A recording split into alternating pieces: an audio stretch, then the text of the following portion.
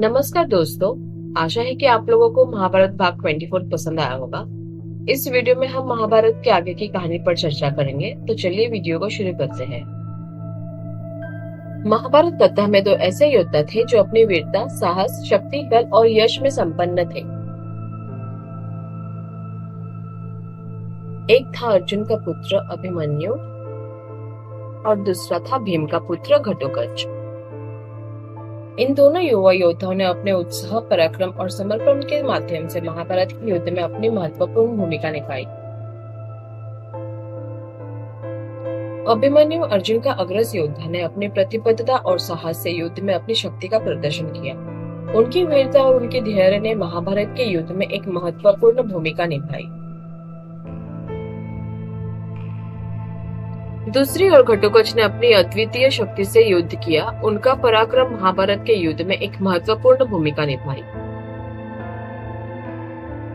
14वें दिन सूर्यास्त के बाद भी युद्ध जारी था। घटोत्कच और उसके राक्षस साथी ने एक मायावी युद्ध की शुरुआत की थी। घटोत्कच के प्रहारों से कौरव सेना को बड़ा झटका लगा और युद्ध भूमि पर प्रलय का वातावरण बना।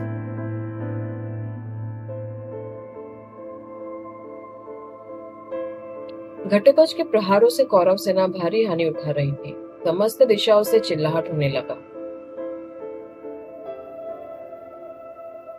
इस संघर्ष को देखकर दुर्योधन ने कर्ण से कहा, कर्ण, इस राक्षस को जैसे भी हो तुम्हें उसका वध करना होगा, वरना ये हमारे लिए भयानक हानि उत्पन्न करेगा। कर्ण ने अपने क्रोध में भरकर इंद्र की दी गई शक्ति का उपयोग करते हुए घटोत्कच पर हमला किया। उन्होंने नागास्त्र का प्रयोग किया, जो अर्जुन के लिए सुरक्षित रखा गया था, लेकिन वो उस समय भूल गए। नागास्त्र के प्रयोग से घटोत्कच जमीन पर गिर पड़ा और मारा गया। घटोत्कच के निधन की खबर सुनकर पांडव गहरे दुख में भर गए, लेकिन इस दुख के बावजूद युद्ध थमा नहीं। द्रोणाचार्य के तेज बाणों की वृष्टि से पांडव सेना के अनेक वीर गाजर मूली की भांति काट काट कर गिर रहे थे। पांडव सैनिक भयभीत थे, लेकिन इस समय श्री कृष्ण के मार्गदर्शन पर भीम ने एक हाथी को मार डाला।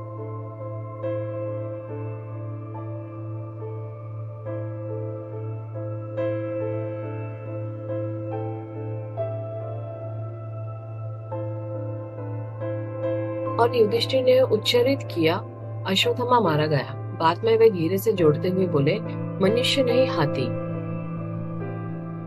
उसी समय भीम और पांडव ने जोर से शंख बजाया, जिससे द्रोणाचार्य युधिष्ठिर के अंतिम शब्दों को सुन नहीं सके।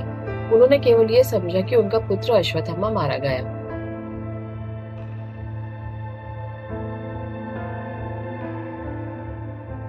सेनानायक द्रोण ने इसे सुनकर दुखित होकर अपना धनुष और बाण छोड़ दिया और रथ में ही बैठ गए। धृष्टद्युम्न इस अद्वितीय अवसर का फायदा उठाने के लिए तैयार थे। वो तेजी से द्रोणाचार्य की ओर बढ़े, हाथ में तलवार लेकर। उसने एक ही बार में आचार्य द्रोण के सिर को धड़ से अलग कर दिया।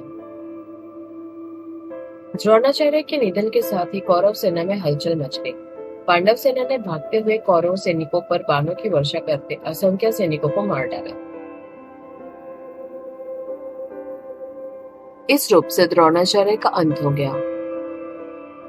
तो ये था महाभारत सीरीज का 25th वीडियो पार्ट। जल्दी 26th पार्ट आगे की कहानी आप लोगों के लिए लेकर आएंगे। इस वीडियो को देखने के लिए धन्यवाद। प्लीज लाइक, शेयर और सब्सक्राइब जरूर कीजिए। आपका दिन मंगलमय हो।